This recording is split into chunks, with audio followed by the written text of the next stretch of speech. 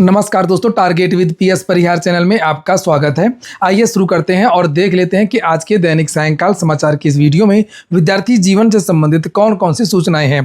तो वीडियो को जल्दी से लाइक कर दें, शेयर कर दें और जिन छात्रों ने चैनल को अभी भी सब्सक्राइब न किया हो तो जल्दी से सब्सक्राइब कर लें ताकि आप लोगों को इसी प्रकार की ऑथेंटिक और सॉलिड अपडेट से सबसे पहले मिलती रहे।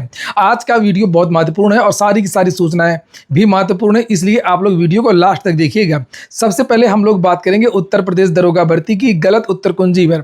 आज की सुनवाई का सार, उत्तर प्रदेश की लगभग हर भर्ती की परीक्षा को विद्यार्थियों ने चैलेंज किया और सबके आंसर की में कोई ना कोई विवाद है। अभी आप लोगों ने देखा कि अंग्रेजी में 125 में 33 प्रश्न गलत निकले थे टीजीटी में और हाई कोर्ट ने फटकार भी लगाई और रोज इसके बारे में समाचार पत्रों के माध्यम से जानकारी दी जा रही है। हाई कोर्ट असंतुष्ट है और हो सकता है कि इस परीक्षा को ही रद्द कर दिया जाए। बात केवल शिक्षा सेवा चयन आयोग की नहीं है, हर भर्ती बोर्ड का यही हाल है। आपने अभी देखा होगा कि जूनियर असिस्टेंट में जाने कितनी याचिकाएं हाई कोर्ट में दाखिल हो चुकी हैं। एक याचिका जूनियर असिस्टेंट भर्ती की ये थी जिसके बारे में मैंने वीडियो बनाया था। 2 दिन पहले की ही न्यूज है, शायद 31 तारीख की न्यूज है कि हाई कोर्ट के जज ने ही सुनने से इनकार कर दिया था इस याचिका को। क्या मत मेरी हम नहीं सुनेंगे और चीफ जस्टिस के पास भेज दिया और उनसे कह दिया कि जो भी आप पैनल बनाइएगा उसमें मुझको मत रखिएगा और मुझको मजबूर मत करिए। और यहाँ पर लिखा है कि अगस्त 2026 को मामले को नई पीठ के समक्ष सूचीबद्ध करने का जज साहब ने आग्रह कर दिया। और बताते हैं कि ऐसा कभी कभी ही होता है जब कोई हाईकोर्ट का जज किसी केस को सुनने से मना कर देता है। बहुत कम, बहुत ही रेयर होता है। एक कोडीन वाला तो सिर्फ वाला मामला आया था, वहाँ पर इस तरीके की सूचना थी और कोई जज ने सुनने से इनकार कर दिया था। और उसके बाद में ये जूनियर असिस्टेंट में इतनी गड़बड़ियाँ करते हैं, किस तरीके से भर्ती को रद्द किया जाए, क्या दबाव है, क्या नियम है, क्या नियमावली है, आप खुद समझ सकते हैं। और निश्चित तौर पर यह भर्ती जब क्लियर होगी तो इसमें कुछ न कुछ है ऐसा कि इसमें आंसर में बदलाव होगा और हो सकता है कि कुछ और भी विद्यार्थियों को मौका मिले, यात्रियों को मौका मिले। जैसे अंग्रेजी टीजीटी में 42 और विद्यार्थियों को बुलाया गया है डॉक्यूमेंट वेरिफिकेशन के लिए। वहीं पर इसी तरीके का सेम मामला उत्तर प्रदेश दरोगा भर्ती में भी। और टीजीटी हिंदी को लेकर के, ये आज ही का पेपर है, टीजीटी हिंदी को लेकर के भी आंसर की को लेकर के विवाद है। तो देख सकते हैं आप लोग कि आंसर की को लेकर के UP-SSC हो, टीजीटी इंग्लिश हो, टीजीटी हिंदी हो, उत्तर प्रदेश दरोगा भर्ती हो। और यहाँ पर विद्यार्थियों की ही गलती नहीं है। बहुत सारे लोग कहते हैं कि नहीं विद्यार्थियों की गलत, बार बार कोर्ट चले जाते हैं। विद्यार्थी कोर्ट नहीं जाते तो कैसे पता चलता है कि अंग्रेजी में 33 क्वेश्चन गलत है, 33 क्वेश्चन गलत है 125 में। ये माना आयोग ने कि हाँ 33 में 29 क्वेश्चन गलत है और 29 आउट ऑफ सिलेबस है और 4 क्वेश्चन गलत है। और इसी तरीके का मामला है ये दरोगा भर्ती का। दरोगा भर्ती में 2 प्रश्नों को लेकर के विद्यार्थियों ने आपत्ति करी है। एक तो ये कि संघ लोक सेवा आयोग की जो परीक्षा होती है IAS वाली UPSC की, वो कितने चरण होते हैं उसमें, एक क्वेश्चन ये। और एक क्वेश्चन आपको पता होगा आया था कि 1 घंटी बजती है इतने बजे, दूसरी घंटी बजती है इतने बजे, तीसरी घंटी बजती है इतने बजे, इस तरीके से करके क्वेश्चन था। और वो एक निश्चित अंतराल के बाद बजती हैं और कितने समय बाद वो एक बार फिर से एक साथ बजेंगी, इस तरीके से करके क्वेश्चन है जो अक्सर आता भी रहता है रीजनिंग में। इस तरीके के बहुत क्वेश्चन साफ ये क्वेश्चन का आंसर भी गलत है और जो 2 चरण माना उसने पेपर में, ये क्वेश्चन भी गलत है। इन क्वेश्चंस को लेकर के विद्यार्थियों ने आपत्तियां दर्ज करवाई हैं और आज सुनवाई हुई। इस केस को जज साहब ने इसको स्वीकार किया और सुनवाई का सार यही है कि भर्ती बोर्ड को एक जवाब लगाने के लिए, काउंटर लगाने के लिए हाई कोर्ट ने कहा। ऐसा होता भी है, लेकिन अगर केस में दम नहीं होता तो तुरंत ही वो केस खारिज हो जाता। तो केस को कोर्ट ने स्वीकार कर लिया। कोर्ट को विद्यार्थियों का तथ्य लगा कि हाँ इस तथ्य में दम है और विद्यार्थियों ने अपने दोनों प्रश्नों को लेकर के बहुत सारे साक्ष्य भी लगाए हैं। बिल्कुल क्लियर कर दिया कि भाई इसमें भर्ती बोर्ड की ये गलती, आप देख लीजिए। पूरा सवाल लगा करके बताया रीजनिंग वाला और जो UPSC वाला जो क्वेश्चन है वो भी। अगली सुनवाई इसकी 12 अगस्त को लगी है और देखते हैं क्या होता है। 12 अगस्त तक भर्ती बोर्ड को जवाब बताना है कि इस क्वेश्चन का ये आपने किस तरीके से इसका ये आंसर नहीं दिया है। और अगर इसमें विद्यार्थियों की बात सही होती है, जहाँ तक सही हो ही जाएगी, तो इसमें हजारों विद्यार्थी जो है फिर से या जो जितने भी यात्री हैं उनको फिर से मौका मिल सकता है।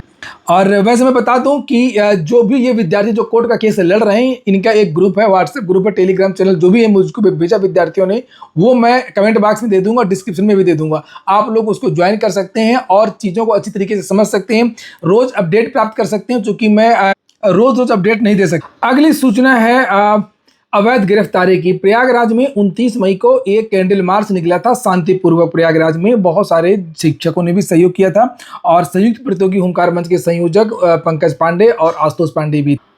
और इसमें हुआ यह था कि विद्यार्थी शांतिपूर्वक कैंडल मार्च निकाल रहे थे और छात्रों की आवाज़ को दबाने के लिए शासन तुरंत एक्शन में आया। और जो बड़ी बड़ी जो कोचिंग संस्थाएं थी, जैसे आप लोग देख सकते हैं रवि पी तिवारी एग्जामपुर के, विवेक सर और बहुत सारे लोगों की जो कोचिंग है वो बंद करा दी गई थी और आशुतोष पांडे की गिरफ्तारी हो गई। और यहाँ पर झंडा लिया आप देख सकते हैं विवेक सर, इनकी कोचिंग में ताला लगा दिया गया था, रवि पी तिवारी की कोचिंग में ताला लगा दिया गया था और मारूफ सर की कोचिंग जो क्लाइमैक्स है उसको बंद करवा दिया था प्रशासन। और इस आंदोलन के बाद में विद्यार्थियों ने कहा था कि 12 जून को लखनऊ में धरना प्रदर्शन करेंगे। और मांग क्या थी? मांग थी इनकी पेपर लीक, लेखपाल पेपर लीक। और इसके अलावा भी जो भर्ती में जो भ्रष्टाचार हो रहा है उसको लेकर के भी इन विद्यार्थियों ने ये मार्च निकाला। और 12 तारीख को लखनऊ न पहुंचे कोई, इसको लेकर के जो आशुतोष पांडे हैं और पंकज पांडे, इनकी दोनों की गिरफ्तारी कर ली गई, अवैध गिरफ्तारी की गई, बिना किसी बात की गिरफ्तारी की गई और 10 दिन तक इनको जेल में रखा गया। 12 तारीख को धरना था और लगभग 11 तारीख या 12 तारीख तक इन लोगों को जेल में रखा गया जानबूझ करके। और जब जेल से छोड़ा गया तब भी इनको अर्दब दिया गया कि आप लखनऊ नहीं पहुंचना, तो ये दोनों लोग लखनऊ भी नहीं पहुंचे। इसी को लेकर के पंकज पांडे ने कोर्ट केस किया था हाई कोर्ट में, ये देख सकते हैं पंकज कुमार पांडे एंड अदर, ये देख सकते हैं आप लोग। और यहाँ पर कोर्ट ने प्रयागराज के एसीपी को हिदायत दिया है, तलब भी किया है। यहाँ पर देख सकते हैं लिखा है, Shri Anoop Trivedi learned additional advocate general appearing on the behalf of state is granted 1 week, 1 सप्ताह का समय मांगा है and no more time to file supplementary counter affidavit bringing on record the document justifying the arrest of petitioner and his detention in jail for a period of 10 days। 10 दिन तक आपने गिरफ्तार कैसे किया, इसका जवाब आपको लगाना है। 1 हफ्ते के अंदर ये जवाब अगर नहीं लगाते हैं तो प्रयागराज के एसीपी को वहां पर सशरीर उपस्थित होना पड़ेगा। लिखा shall be present before this court at 10 AM। और कोर्ट बहुत ज़्यादा असंतुष्ट है। जो भी सरकार ने जवाब लगाया था, बहस किया था आज सरकारी वकील ने कि इनकी गिरफ्तारी हमने इसलिए किया था, कोर्ट को कुछ समझ में नहीं आया। कोर्ट ने अंतिम बार केवल 1 सप्ताह का समय दिया गया है जिसमें याचिकाकर्ता की गिरफ्तारी और उसे 10 दिनों तक आपने जेल में क्यों रखा। कोई भी आदमी शांतिपूर्वक धरना प्रदर्शन करेगा, कुछ भी करेगा, तो आप उसको 10 दिन कैसे रख सकते हैं। तो 17 अगस्त को अब इस केस की सुनवाई है। 17 अगस्त तक इन लोगों को जवाब देना, देखिए क्या होता है। और अगली जो सूचना है वो शिक्षा सेवा चयन आयोग की है। शिक्षा सेवा चयन आयोग से आज 2 नोटिस जारी हुई हैं। एक नोटिस वही जो हमेशा जारी होती रहती है पोस्टपोन को लेकर के, और एक परीक्षा इनकी होनी थी बीएड को लेकर के। आज सुबह के समाचार पत्रों के माध्यम से भी जानकारी दी गई थी कि बीएड की परीक्षा पोस्टपोन होगी दूसरी बार, क्योंकि इसका मामला कोर्ट में चल रहा है। इसकी वजह से इसकी अर्हता को लेकर के पेज फंसा हुआ है। तो ये बीएड असिस्टेंट प्रोफेसर बीएड विषय वाले जो हैं उसके लिए इन्होंने अलग से विज्ञापन निकाला था और उसकी ये परीक्षा होनी थी 19 अगस्त को, तो ये पोस्टपोन कर दी गई है। और इसके बाद में एक और नोटिस जारी हुई है और ये नोटिस है जो एक नोटिस जारी हो रही थी, वायरल हो रही थी। मैंने उसको लेकर के वीडियो बनाया था और आप लोगों को जानकारी दी थी कि फर्जी नोटिस है, इसके चक्कर में ना रहें। ये एआई जनरेटेड है जिसमें ये कहा गया था, ये नोटिस फर्जी वाली जिसमें 29 जुलाई की डेट पड़ी हुई थी। और ये नई शिक्षा सेवा चयन आयोग जिसमें लिखा हुआ था, ये लिखा था कि उत्तर प्रदेश प्राथमिक शिक्षक भर्ती परीक्षा 2026 से एकेडमिक मेरिट को समाप्त किए जाने के संबंध में निर्णय लिया गया है कि उत्तर प्रदेश प्राथमिक शिक्षक भर्ती कक्षा 1 से 5 में चयन की प्रक्रिया को और अधिक पारदर्शी बनाने के उद्देश्य से भर्तियों की मेरिट अंकों को चयन प्रक्रिया से हटा दिया गया है। और इस निर्णय के अनुसार अब चयन केवल लिखित परीक्षा में प्राप्त अंकों के आधार पर किया जाएगा। इनकी औकात नहीं शिक्षा सेवा चयन आयोग की जो इस पर निर्णय ले ले।